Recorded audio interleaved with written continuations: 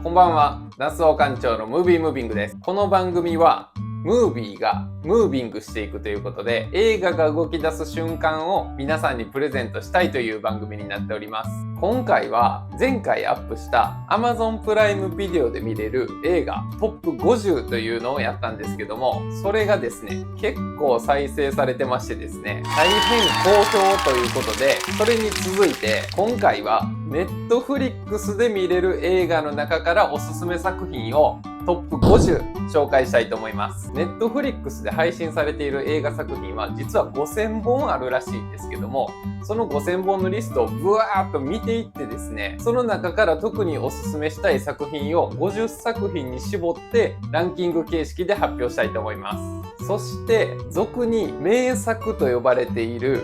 ショーシャンクの空にとかレオンとか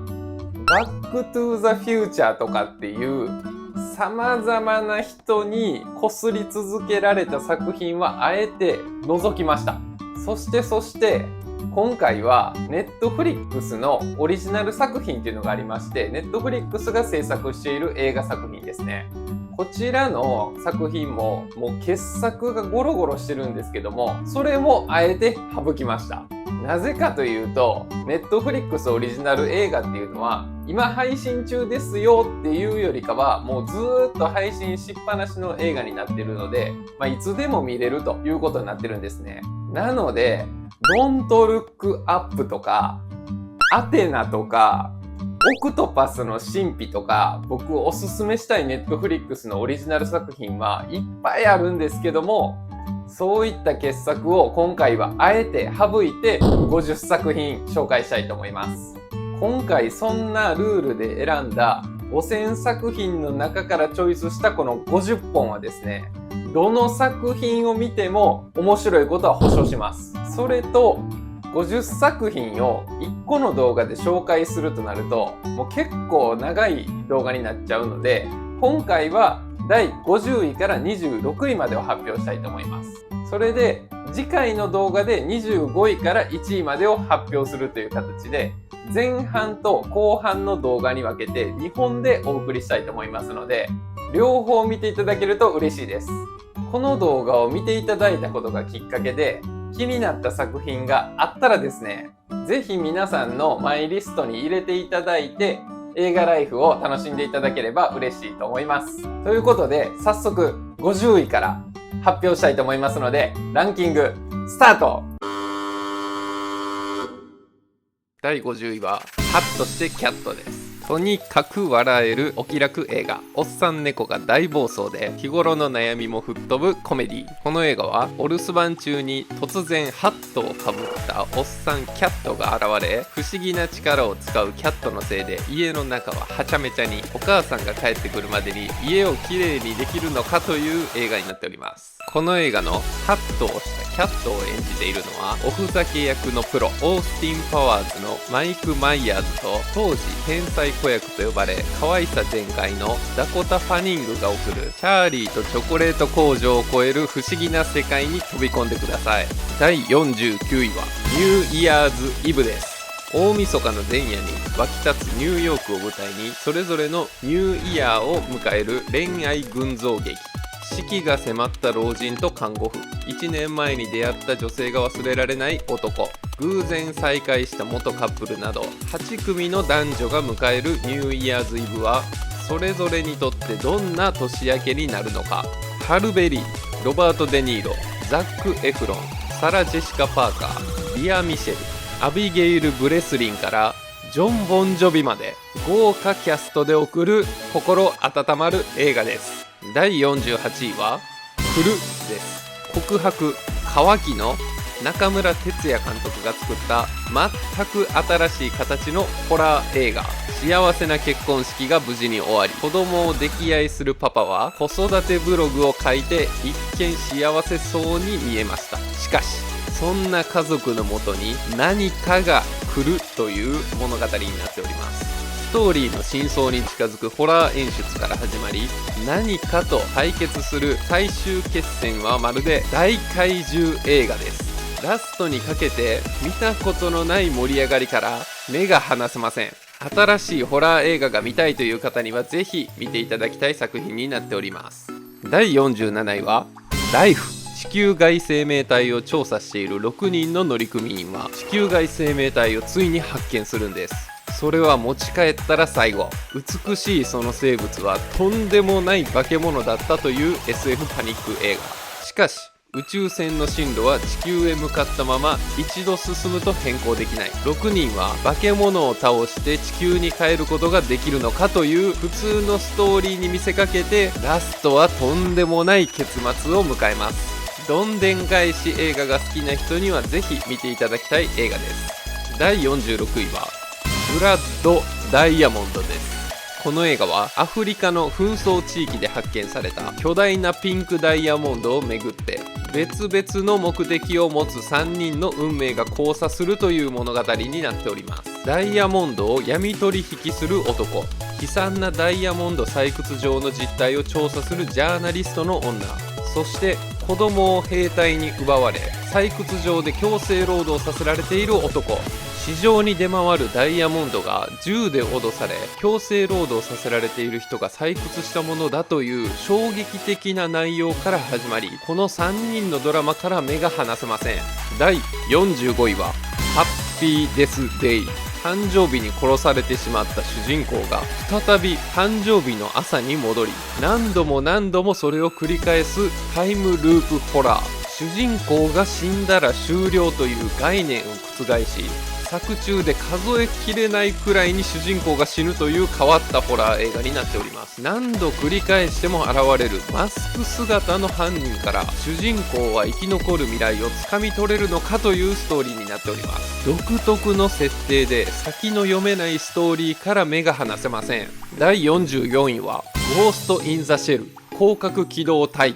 押井守監督が1995年に打ち立てた SF 映画アニメの金字塔。この映画は未来の日本、高度に発達したネットワーク社会で多発するコンピューター犯罪やサイバーテロに対抗するため作られた公安休暇、通称広角機動隊の活動を描いた映画になっております。ロボットと暮らす日常が当たり前になった未来の世界で、ロボットをハッキングする天才ハッカー人形使いによるテロ事件が発生。それを公安休暇が追いかけるというストーリーなんですが、これから起こるかもしれない世界を描いています。今改めて見ると全く違う見え方ができるかもしれません。第43位はゾディアック。1968年にアメリカを震撼させたゾディアック事件をセブンファイトクラブのデビッド・フィンチャー監督が映画化。犯行のたびに警察に届く犯行声明の暗号は現在2024年になってもまだ解読されておらず、被害者は本当に何人いるのかもまだはっきりわからない未解決事件になっております。人の二面性を描くことにおいて右に出る者はいない。フィンチャー監督だからこそ描ける人間ドラマから目が離せません。第42位はトレーニングデイです。憧れだった警察にやっとなれた。なのに配属先の上司はとんでもないやつだったという映画になっております。狼を倒せるのは狼だけという名言を言っている上司に疑問を感じながらも飲み込まれていく主人公。新米刑事とベテラン刑事というありがちな設定なんですけども、仲良くならずに対立が激化していくところが他の映画と違います。ハラハラドキドキする展開から目が離せません。第41位はジョーズです。誰でもその名を知っているスピルバーグが世界に名前を知らしめた傑作映画。サメに襲われる映画なのにサメを見せないというトリッキーな撮影で観客を恐怖の底に陥れるスピルバーグ監督の真骨頂。もう50年も前の作品なのに今見ても恐怖を感じる演出が全く色あせていません。名前を知ってるけどまだ見ていないという方にぜひ見ていただきたい映画になっております。第40位はドリームプラン。ビンタ野郎ことウィル・スミスがこの世に残したおそらく最後の人間ドラマ映画。ビンタがきっかけで話題になった本作ですが、この作品自体はめちゃくちゃ泣ける感動の実話映画です。ウィル・スミスのビンタ事件の真相は以前別の動画で解説しましたので、そちらもぜひ見ていただきたい。ブルジョワのテニス界に黒人の姉妹が風穴を開ける、現在も実在しているテニスプレイヤーの父親をウィル・スミスが演じました。ビンタの話を抜きにして楽しんでいただきたい映画です。第39位はミッドナイトスワン。元スマップメンバーの草薙剛がトランスジェンダーの役を演じ、転がり込んできた女の子を親代わりで育てるという突き刺さるような感動作です。母になりたかった主人公が夜にパブで白鳥の湖を踊り、客にバカにされるんですが、その一方で女の子はバレエの才能を見出され、美しいスワンへと成長していくんですね。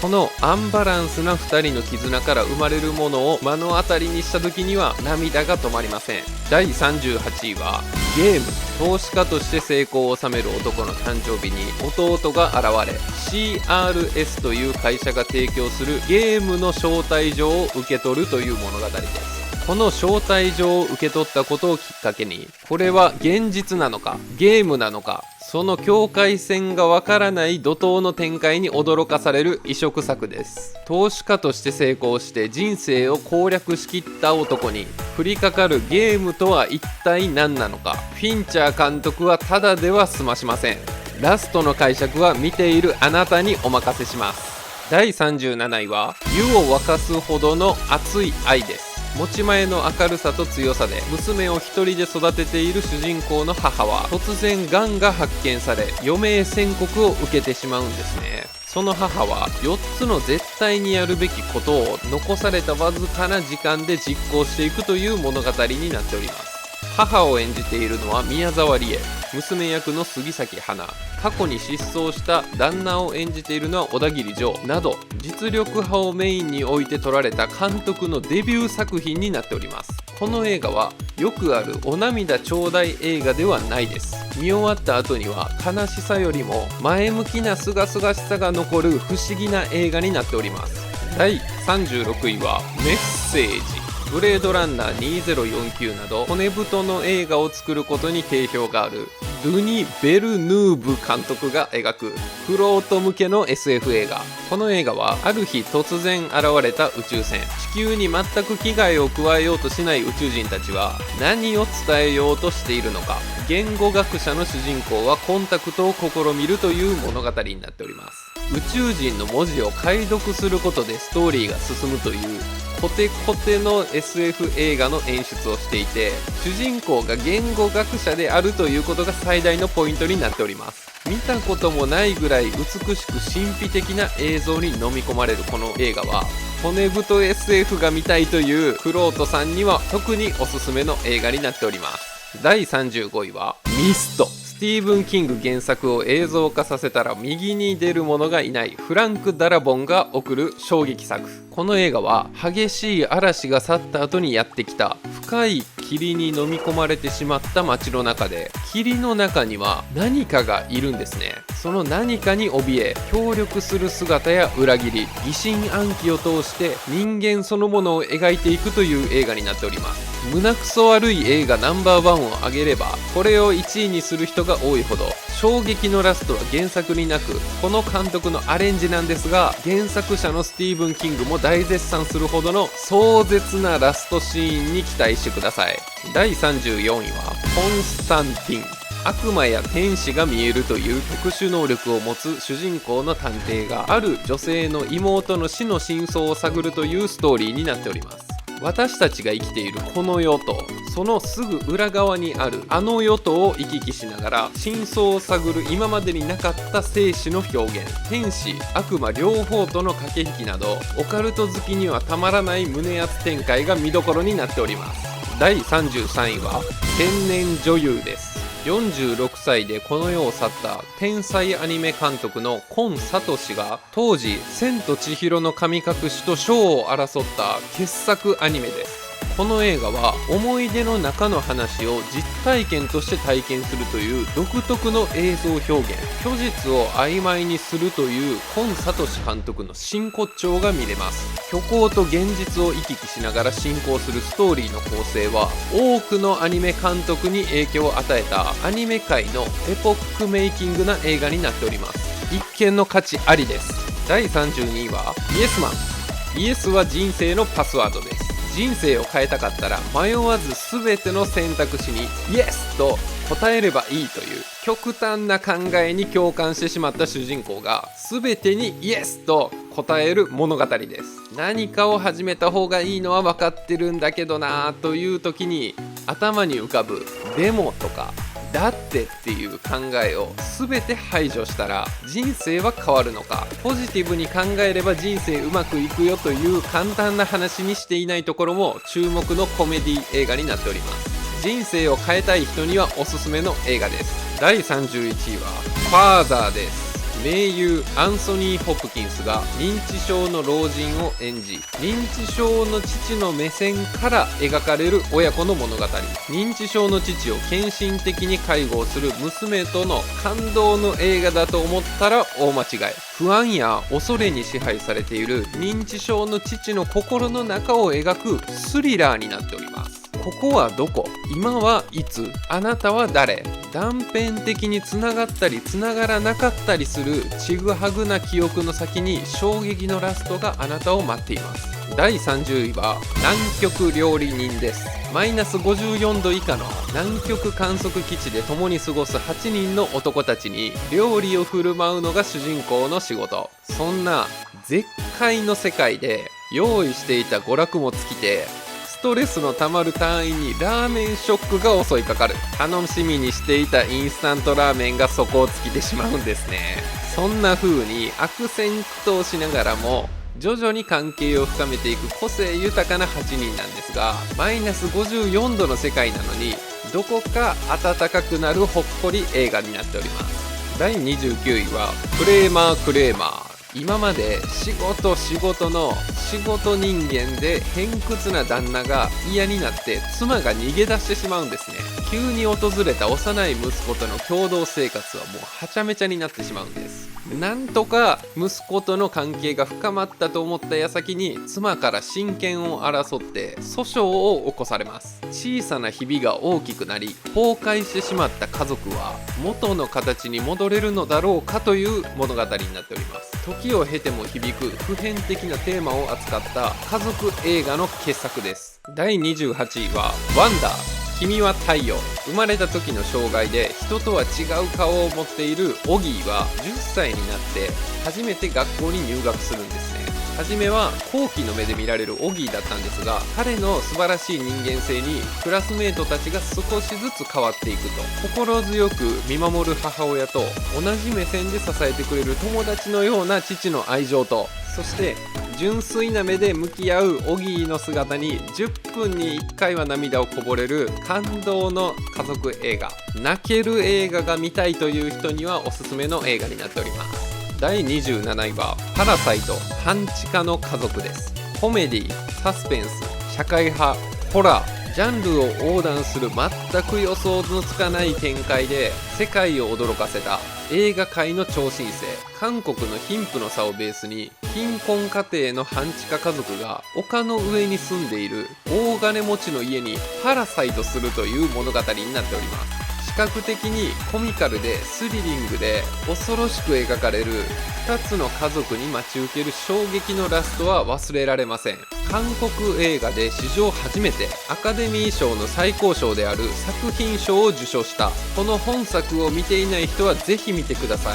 第26位はトップガンマーヴェリックです。コロナ禍で閉塞感の漂っていた映画界に風穴を開けてくれた名作映画の続編。映画館に人が行かなくなってしまった状況を突破したのはシンプルにトム・クルーズのかっこよさでした。ストーリーの出来とか映画的な演出とかそういう細かいことが